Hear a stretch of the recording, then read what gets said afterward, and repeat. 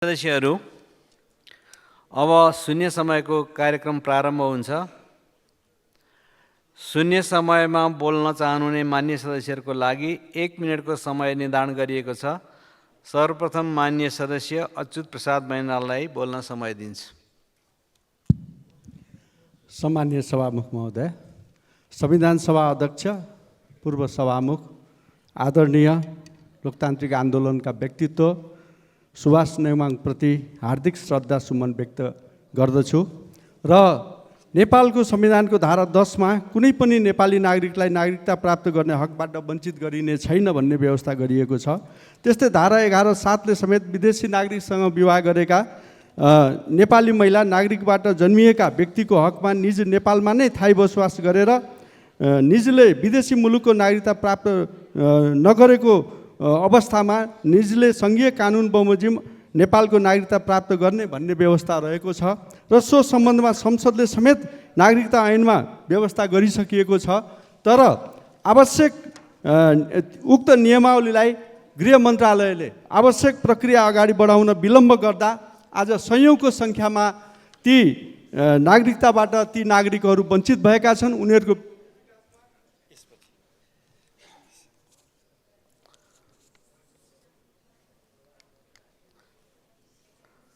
मान्य सदस्य अनिशा नेपाली। सम्माननीय सभामुख महोदय, राप्ती राजमार्ग अन्तर्गत दाङ सल्यान खण्डको सडक बाटो मर्मत र सोमबार स्तर उन्नतिको लागि ठेक्का भएको वर्षौं दिन भइसक्दा पनि सडक निर्माणको काम सम्पन्न हुन सकेको छैन। यात्रुहरूले हातमा प्राण राखेर यात्रा गर्नुपर्ने बाध्यता छ। उक्त बाटो चाँडो निर्माण सम्पन्न गर्न र चाडपर्वको समयमा यात्रुलाई आवत जावतमा सहज वातावरण गराउन म सभामुखज्यू मार्फत सम्बन्धित निकायको गम्भीर ध्यान आकर्षण गराउन चाहन्छु। साथै सभामुख महोदय, चाडपर्व नजिकिँदैछ। बजारमा कालो बजारी वा कृत्रिम अभाव गरी मूल्य वृद्धि गर्ने कार्यलाई तदारुकताका साथ रोकथाम गर्न म सरकारको ध्यान आकर्षण गर्न चाहन्छु। सभामुख महोदय, पूर्व माननीय स्वर्गीय सुभाषचन्द्र नेमाङज्यूको पहिलो स्मृति दिवसको अवसरमा उहाँप्रति हार्दिक श्रद्धाञ्जली अर्पण गर्न चाहन्छु। धन्यवाद। मान्य सदस्य अब्दुल खान। सम्माननीय सभामुख महोदय, अहिले बजार अनेकौं अनियमितताको शिकार भएको छ। सुनमा देखिएको जर्ती र ज्यालाको नाममा सुन व्यवसायीहरू सिन्डिकेट खडा गरी मनोमानी रूपमा कार्यविधि बनाई सरकार र श्रमिकहरूलाई खुलेआम रूपमा ठगिरहेका कार्य भइरहेको छ। सबैमा सम्बन्धित निकायबाट सुन चाँदी सम्बन्धी विधेयक ल्याई कानुन मार्फत समस्याको निकास दिनु आवश्यक रहेको छ। त्यसै गरी पर्सा जिल्लाको बिन्दवासिनी 2 मा रहेको Hulas iron private limited company Nepal र भारतका गरी 300 जना कामदारहरूले काम गरिरहेका छन्, जसमध्ये 50 जना कम्पनी मार्फत र 250 जना ठेकेदार मार्फत काम गरिरहेका छन्। कामदारहरूले 3-4 महिनामा काम गरे पनि 1 महिनाको मात्र तलब दिने काम हुन्छ र काम गर्दै गर्दा हाजिरी गर्न ढिलो भयो भने हाजिरी नगराउने र छुट्यो भने छुट्यो, अब गर्न मिल्दैन भन्ने, कामको दौरान सेफ्टीका साधनको प्रयोगमा कडाइका साथ लागू नगराउने र कुनै काम गर्दाखेरि। मान्य सदस्य डाक्टर अमरेश कुमार सिंह। सम्मानीय सभामुख महोदय, यो मुलुकको व्यथितिको एउटा आइना मैले पढ्न चाहन्छु। ड्राइभिङ लाइसेन्सको लागि आवेदन लिने, लिखित परीक्षा सञ्चालन गर्ने, ट्रायल लिने, राजस्व बुझ्ने काम सम्बन्धित प्रदेशहरूको छ। तर त्यो काम लिँदा प्रदेशको जिम्मेवारीमा परेको विषय विभागले काम गर्दा मुलुकभरि लाइसेन्स यातायात विभागमा रहेको छ, किनकि छपाई यहाँ हुन्छ। सङ्घमा छपाई हुने, प्रदेशले सबै पैसा बुझ्ने।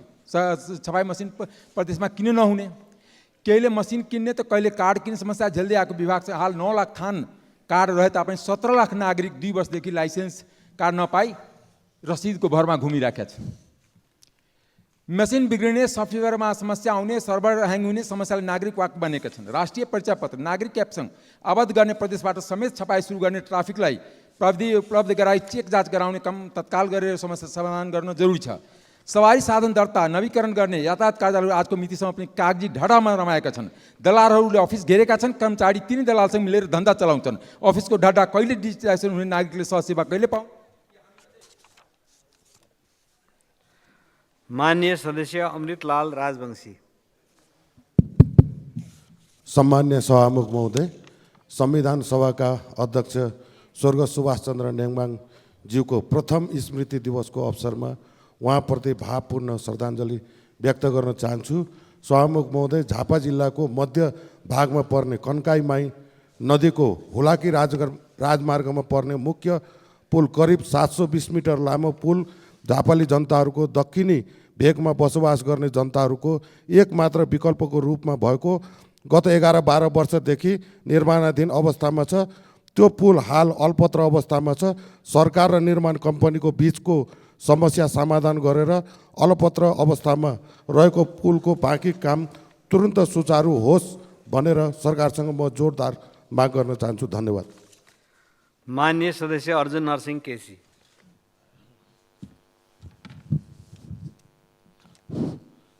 सभामुख महोदय, सर्वप्रथम संविधान सभाका अध्यक्ष सुभाष नेङमाङको वार्षिक जन्मदिनको दिन म हार्दिक रूपबाट उहाँप्रति श्रद्धाञ्जली अर्पण गर्न चाहन्छु। हिजोदेखि कोशी अञ्चलको पूर्व मुख्यमन्त्री अनसनमा हुनुहुन्छ। प्रहरीले जुन खालको हस्तक्षेप गर्यो र अहिले पनि त्यो निरन्तर छ। तत्कालै सरकारले त्यसमा चाहिँ नि संवाद र सहमतिद्वारा एउटा निष्कर्षमा पुगोस् भन्ने आग्रह गर्न चाहन्छु।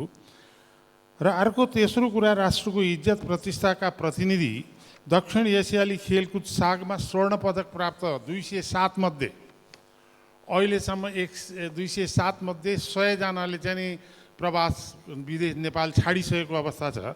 त्यो अवस्था वास्तवमा राज्यको उपेक्षा, भविष्यको चिन्ता र निराशाले पलायन भएका छन्। उनीहरूलाई कसरी संरक्षित गर्न सकिन्छ?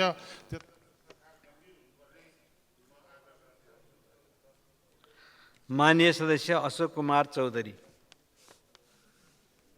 माननीय सभामुख महोदय, माननीय उपसभामुख विरुद्ध संविधानको धारा 96(6) ग को अस्त्र प्रयोग गर्न खोजिँदैछ। मेरो मूल प्रश्न यो होइन किन गरिँदैछ, प्रश्न यो हो कि के को लागि गरिँदैछ। लोकतन्त्रमा प्रश्न उठ्नु स्वाभाविक हो, तर कसैमाथि प्रश्न गरेर आफ्नो राजनीतिक रोटी सेक्न कदापि पाइँदैन। यदि प्रश्न उठेकै भरमा निर्मम भइन्छ भने सुरुवात भ्रष्ट नेताहरूबाट होस्, जसको बारेमा बारम्बार प्रश्न उठेको छ। एउटा सामाजिक क्षेत्रबाट परोपकारी एवं शालीन पृष्ठभूमिबाट आएको व्यक्तिमाथि आफ्नो राजनीतिक अभिष्ट पुरा गर्न किन खोजिँदैछ? म आजभन्दा 4 वर्ष अघि यसै सदनमा वर्तमान सत्ताधारी पार्टीका दिवंगत श्रद्धेय नेता प्रदीप गिरीले भन्नुभएको कुरा सम्झिँदैछु। उहाँले भन्नुभएको थियो, यो देशमा सत्ता हस्तान्तरण भइरह्यो तर सत्ता रूपान्तरण भने हुन सकेन। उपसभामुख हटाएर अख्तियार, अदालत, संवैधानिक निकाय लगायत सबैमा आफ्ना कार्यकर्ता भर्ती गर्न र सत्ता कब्जा गर्न देशमा निकायहरूलाई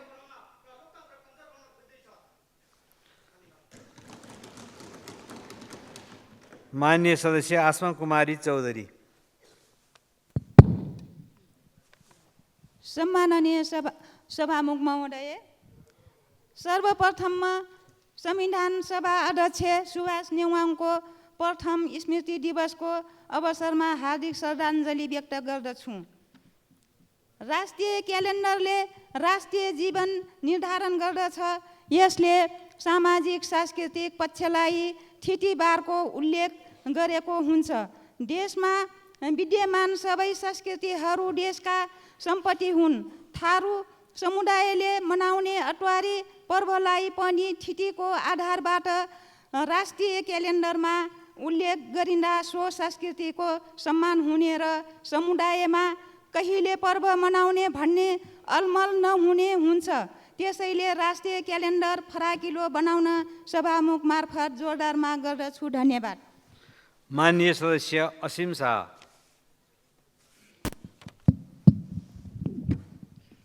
सम्मानीय सभामुख महोदय, संविधानको धारा 31मा नागरिकलाई राज्यबाट निशुल्क शिक्षा पाउने हक हुनेछ भनेर लेखिएको छ। तर निशुल्क शिक्षाकोमा राज्य चुक्दा देशभरि र विशेष गरी काठमाडौँका अधिकांश निजी विद्यालयहरू शिक्षाको नकाबमा लुटको केन्द्र बनिरहेका छन्।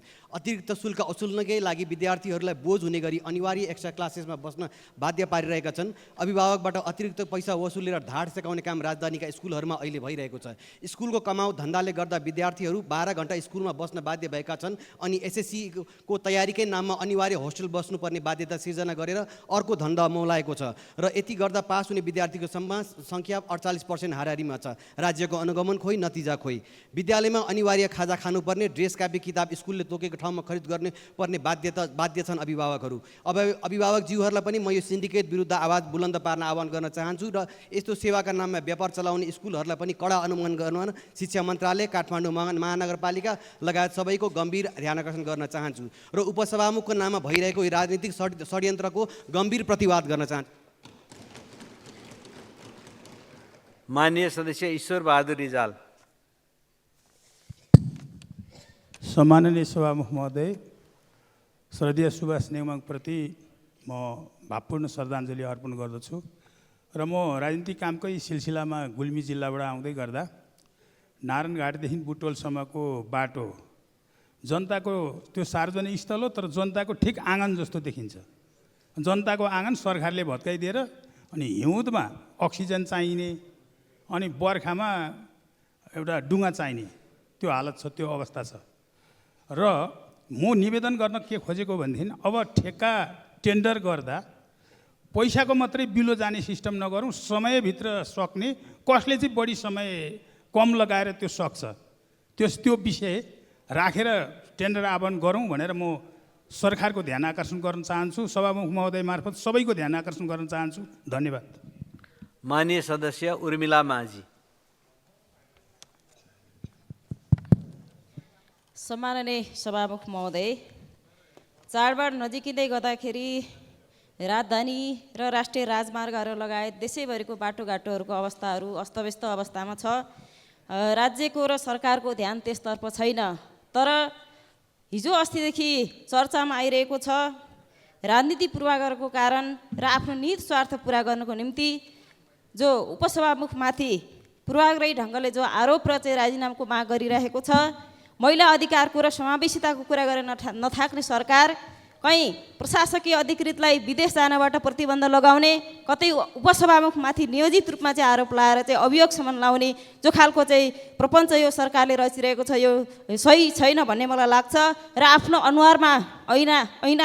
अनुहार नहिनेर अर्काको अनुहारमा कालो पोत्ने र चाहिँ अपराधीहरूलाई चाहिँ सम्मानित गर्ने र चाहिँ इमान्दारहरूलाई दण्डित गर्ने जो खालको व्यवस्था चलिरहेको छ, यो ठिक छैन भन्ने मलाई लाग्छ सभामुख महोदय। यसको चाहिँ सही ढङ्गले चाहिँ निराकरण हुनुपर्छ र निष्पक्ष। माननीय सदस्य ईश्वरी घरती।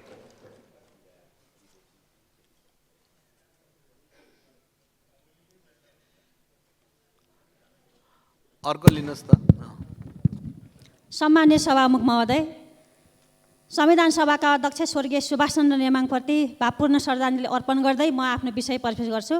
सभामुख महोदय, केही दिन अघि एकजना सांसदले यही सदनमा पुष्पकमल दाहाललाई नेपालमा शान्ति स्थापनाका लागि अहम भूमिका निर्वाह गरेकाले रामजनक जस्तै भगवान मारेर नोबेल शान्ति पुरस्कार पाउनुपर्ने हास्यास्पद माग गर्नुभयो। सभामुख महोदय, नोबेल शान्ति पुरस्कारको औचित्य र महत्त्व के हो, कस्ता व्यक्तिले त्यो पुरस्कार पाउँछन्, त्यसका केही दृष्टान्त राख्दछु।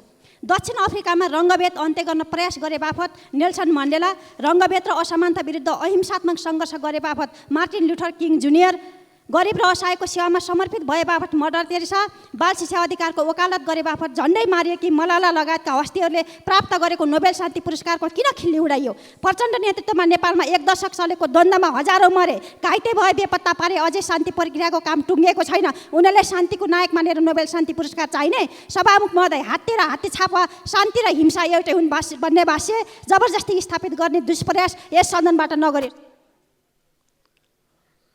माननीय सदस्य एकनाथ ढकाल। राष्ट्रसङ्घको 79औं महासभामा हुने सम्माननीय प्रधानमन्त्री केपी शर्मा ओलीजीको सहभागिताको म पूर्ण सफलताको कामना गर्न चाहन्छु। एकातिर नेपाल अहिले इकोसोकको एसिया प्रशान्त क्षेत्रको उपाध्यक्ष निर्वाचित भएको छ भने अर्कोतिर सङ्क्रमणकालीन न्यायलाई अन्तिम बिन्दुमा पुर्याउन सर्वसम्मत कानुन निर्माण भइसकेको छ। हाल करिब 6300 शान्ति सैनिक संयुक्त राष्ट्रसङ्घलाई उपलब्ध गराइरहेको नेपाल सबैभन्दा बढी फौज उपलब्ध गराउने दोस्रो ठुलो राष्ट्र पनि हो। यो जगमा संसदको 2/3 समर्थन प्राप्त प्रधानमन्त्रीको राष्ट्रसङ्घको महासभामा सहभागिता एक ठुलो अवसर हो। महासभामा प्रधानमन्त्रीज्यूले शान्ति स्थापनाका लागि नेपालले खेलेको भूमिका, विश्वव्यापी रूपमा देखा परेको युद्धको जटिलता र त्यसको शान्तिपूर्ण समाधान, गरिबी निवारण, दिगो विकासका लक्ष्यहरू, जलवायु परिवर्तन, खाद्य सङ्कट लगायतको विषयमा आफ्नो स्पष्ट धारणा राख्नुपर्छ। यसको साथै नेपालको लगानीको र भ्रमणको लागि एक उत्कृष्ट गन्तव्य रहेको विश्वास विश्वलाई दिलाउनुपर्छ। आगामी केही वर्षभित्र नेपाली नागरिकलाई कम्तीमा संयुक्त राष्ट्रसङ्घको उपमहासचिव तहमा र भविष्यमा महासचिव समेत हुन सक्ने गरी हाम्रा कूटनीतिक प्रयासहरूलाई जारी राख्नुपर्छ। धन्यवाद। मान्य सदस्य कल्पना चौधरी।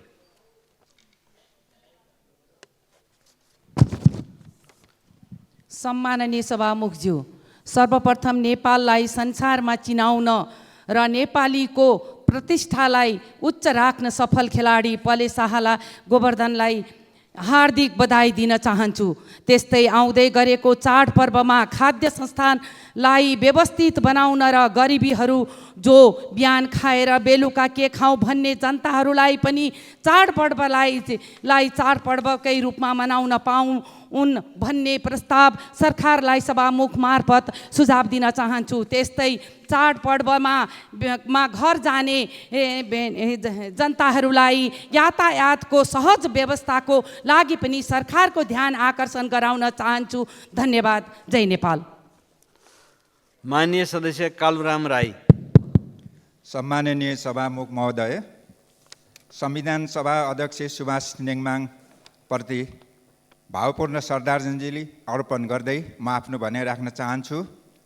जलवायु परिवर्तनलाई अनुकूलन गर्न साथै लोपोन्मुख कछुवा तथा पन्छी प्रजातिका गरुड समूहलाई संरक्षण गर्न भनी झापा जिल्लाको गौरीगञ्ज गाउँपालिका वडा नम्बर 2 टटोमारीमा चौनी पोखरीमा संरक्षण कार्यक्रम सुरु गरिएको थियो। तर अहिले प्रदेश सरकार र स्थानीय सरकारको सहकार्यमा पर्यटन प्रवर्धन गर्ने नाउँमा सदियौँदेखि पुरानो पोखरीलाई डबल कङ्क्रिटाइज गरी मत्स्य पोखरीमा परिवर्तन गर्दै बचे खुचेका जैविक विविधतालाई समेत सङ्कटग्रस्त अवस्थामा पुर्याएको छ। अत यस्तो गुमाइसकिएको प्राकृतिक सम्पदालाई रिभाइभ गर्नको लागि 4 उपायहरू म यहाँ प्रस्तुत गर्न चाहन्छु। माननीय सदस्य कुसुमदेवी थापा। सम्माननीय सभामुख महोदय, जलवायु परिवर्तनका कारण नेपाल संसारकै 10 जोखिम देशभित्र पर्दछ।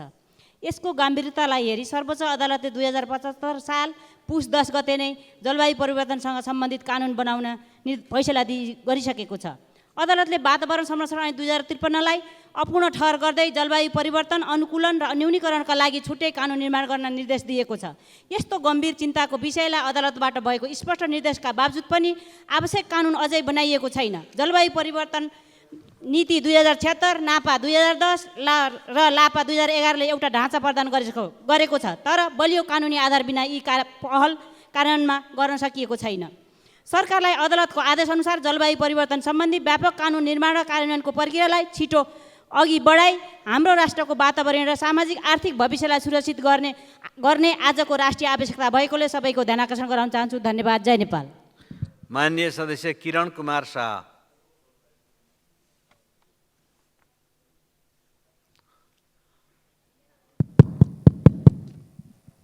सम्माननीय सभामुख महोदय, रौतहट मेरो निर्वाचन क्षेत्र राजपुर नगरपालिका भ्रष्टाचार र अनियमितता चरम सीमामा पुगेको छ। लेखापालले मात्र राख्नुपर्ने पासवर्ड मेयरले आफै राखेका छन् भने ओपिडी कोड पनि मेयरकै व्यक्तिगत नम्बरमा छ।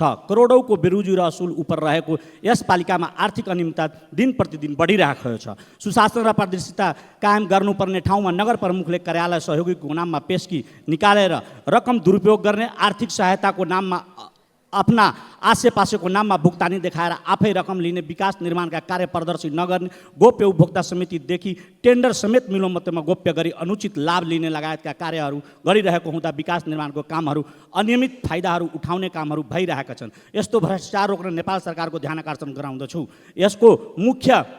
यसको मुख्य कारण आफ्नो पकेटका प्रमुख प्रशासकीय अधिकृत हुनु हो। दरबन्दी अनुसारको प्रशासन उपसचिव हुनुपर्नेमा स्वास्थ्य कर्मचारीले पालिका चलाइरहेको छ। राजपुर उपसचिव दरबन्दी स्वास्थ्य कर्मीले राखिएकोले तत्काल उपसचिव खटाई हाल कर्मचारीको खाता रोका गरी। माननीय सदस्य कृष्ण कुमार श्रेष्ठ। सम्माननीय सभामुख महोदय, आदरणीय संविधान सभाका अध्यक्ष सुभाष नेङमाप्रति हार्दिक श्रद्धाञ्जली व्यक्त गर्न चाहन्छु। सभामुख महोदय, नेपालीहरूको महान चाड दसैँ तिहार छठ लगायत चाडपर्वहरू आइरहँदा मूल्य वृद्धिले आकाश छोएको छ र यो मूल्य वृद्धिको कारणले मधेसका विशेष गरी 12 पर्साका जनताहरू भारतीय बजारमा किनमेल गर्न जान्छन् र किनमेल गरेर फर्किँदा जुन सानसाना आफ्ना दैनिक उपभोग्य सामानहरू वीरगञ्जदेखि अम्लेखगञ्जसम्म जाँदा 10औं ठाउँमा चेकिङको नाममा जनताहरूलाई हैरानी दिइन्छ। कहीँ नेपाल प्रहरी, कहीँ सशस्त्र प्रहरी, कहीँ ट्राफिकको नाममा जनताहरूलाई धेरै भन्दा धेरै हैरानी।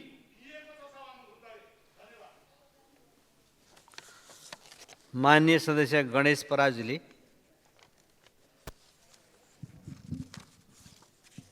शालीन र आदरणीय व्यक्तित्व संविधान सभाका अध्यक्ष स्वर्गीय सुभाष नेमाङको प्रथम पुण्यतिथिको अवसरमा म र मेरो राजनीतिक दल राष्ट्रिय स्वतन्त्र पार्टीको तर्फबाट हार्दिक श्रद्धासुमन व्यक्त गर्दछु। सम्माननीय सभामुख महोदय, भ्रष्टाचार र व्यतिथिमा चुल्लुममा डुबेकाहरूले यस सम्मानित सदनमा मर्यादा र सदनको गरिमाको विषयमा पाठ पढाएको पटक्कै सुहाएन। जनताले कुरी गरिरहेका छन्, थोरै भए पनि लाज त मानिदिनुहोस्। केही दिन अगाडि यस सम्मानित सदनमा मैले मितेरी बचतता ऋण सहकारी संस्थाको ठगी प्रकरणको विषयमा उठाएको थिएँ। कुम्भराज गुरुङ, अध्यक्ष कुम्भराज गुरुङले प्रहरी केन्द्रीय अनुसन्धान ब्युरोमा बुझाएको उजुरी कहाँ पुगेको छ र मितेरी बचतता ऋण सहकारी संस्थाका पीडितले कहिले पैसा फिर्ता पाउँछन्। त्यस्तै AP1 टेलिभिजनमा जीवी राईको लगानीको विषयमा सरकारलाई छानबिनको लागि अनुरोध गरिएको थियो। यो प्रक्रिया कहाँ पुग्यो? सँगसँगै प्रत्येक भ्रष्टाचार र ठगी प्रकरणलाई यस सम्मानित सदनले छानबिन समिति बनाउनु पर्ने हो र राज्यका छानबिन गर्ने, अनुसन्धान गर्ने र कारबाही गर्ने निकायको के भूमिका रहन्छ त्यसपछि? त्यसकारण म यस सम्मानित सदन मार्फत गृहमन्त्रीज्यूलाई यी सबै प्रश्नको जवाफ यथाशक्य यस सम्मानित सदनमा। माननीय सदस्य गोमा लाभ सापकोटा।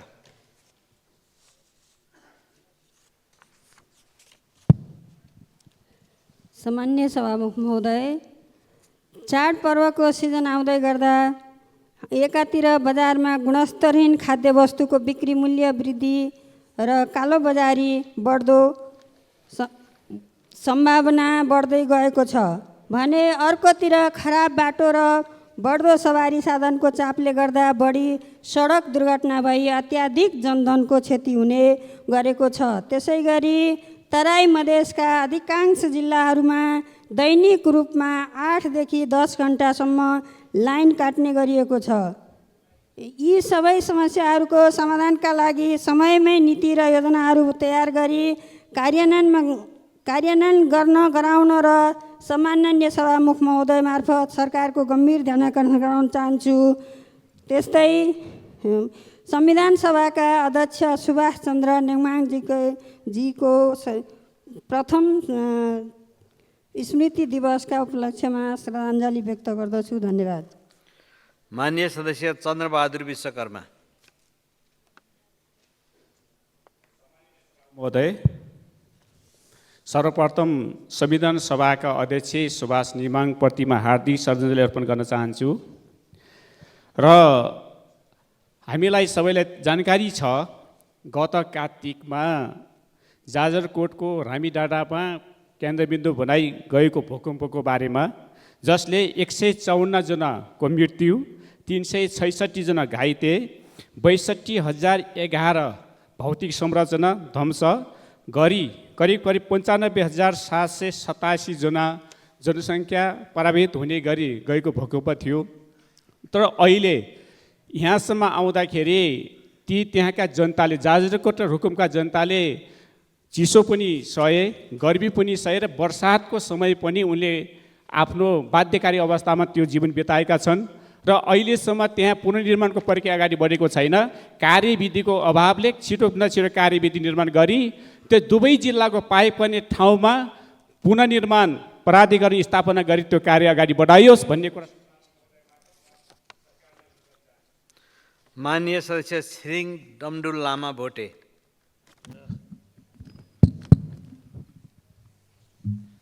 सम्माननीय सभामुख महोदय, अस्ति भर्खरै आदिवासी जनजाति उत्थान राष्ट्रिय प्रतिष्ठानबाट मिति 2081 असार 9 र 10 गते बसेको सञ्चालक समितिको 14औं बैठकले हुम्लो आदिवासी जनजातिलाई आदिवासी जनजातिको अनुसूचीमा सूचीकरण गर्ने निर्णय र सिफारिस भएको थियो। सो सिफारिसको आधारमा 2081 असार 27 गते प्रधानमन्त्री प्रचण्डको अध्यक्षतामा बसेको मन्त्री परिषदको बैठकबाट हुम्लो आदिवासी जनजातिलाई आदिवासी जनजातिमा सूचीकरण गर्ने निर्णय पारित गरी सार्वजनिक भएको थियो। तर सो निर्णय मन्त्री परिषदबाट निर्णय भएको 2 महिनासम्म पनि कार्यान्वयन भएको छैन। सरकारको यस्तो कार्य हुम्लो आदिवासी जनजातिमाथिको अन्याय हो। प्रधानमन्त्री केपी ओलीज्यू राजनीति आफ्नो ठाउँमा गर्नुहोस्, तर हुम्लो आदिवासी जनजातिमाथि राजनीतिक प्रतिशोध साध्ने कार्य रोक्नुहोस् र निर्णयको शीघ्र कार्यान्वयन गर्नुहोस्। अन्तमा पूर्व सभामुख स्वर्गीय सुभाष चन्द्र नेम्बाङप्रति श्रद्धासुमन अर्पण गर्दछु। धन्यवाद। माननीय सदस्य जावेदा खातुन जागा। सम्माननीय सभामुख महोदय, आज संविधान सभाका अध्यक्ष स्वर्गीय आदरणीय सुभाष चन्द्र नेम्बाङ ज्यूको प्रथम वार्षिक स्मृति दिवसको प्रतिमा हार्दिक श्रद्धासुमन व्यक्त गर्न चाहन्छु। साथै उपसभामुख ज्यूको विषयमा जुन संसदभित्र प्रश्नहरू उठिरहेको छ र संसद बाहिर पनि सामाजिक सञ्जाल मिडियामा अनलाइन खबरहरूमा जुन छापिएको छ, यदि उहाँ साँच्चीकै नै दोषी हुनुहुन्छ भने छिटै नै पदबाट राजीनामा दिनुपर्छ। उपसभामुख जस्तो गरिमामय पदमा बसेर त्यति शोभामान्य हुँदैन। त्यस कारणले उहाँले माग प्रशस्त गर्नुपर्छ। यसै गरी सभामुख महोदय, हरेक नागरिकले शुद्ध खानेपानी पाउने अधिकार हो, तर काठमाडौँमा अहिले पैसा तिरेर पनि शुद्ध खानेपानी पाइराखेको अवस्था छैन र 3वटा। माननीय सदस्य अमरबहादुर थापा। सम्माननीय सभामुख महोदय, सर्वप्रथम म संविधान सभाका अध्यक्ष सुभाष नेम्बाङप्रति हार्दिक श्रद्धाञ्जली व्यक्त गर्न चाहन्छु र अहिले बागमती कोरिडोर लगायतका देशका नदीहरू 40 मिटरको सिद्धान्त कानुन विपरीत सर्वोच्च अदालतको फैसला भएको छ। त्यसलाई तत्काल यसको जाने सरकारले यसको जाने के छिटोभन्दा छिटो भ्याकेटमा जाओस् भन्ने अनुरोध गर्न चाहन्छु। र दोस्रो कुरा, कर्णाली राजमार्गदेखि सुर्खेत दैलेख महाबुगो सडक 79 किलोमिटर बाटो फरक पर्छ, तर सरकारको ध्यान त्यतातिर गएको छैन र 79 किलोमिटर बाटोमा जुम्ला जाँदा त्यसले दिने फाइदा के हो, जनताका निमित्त हो या कुनै व्यक्तिगत स्वार्थका लागि जाने हो, यसको लागि सरकारको ध्यान जाओस्। धन्यवाद। माननीय सदस्य छिरिङ लामु लामा तामाङ।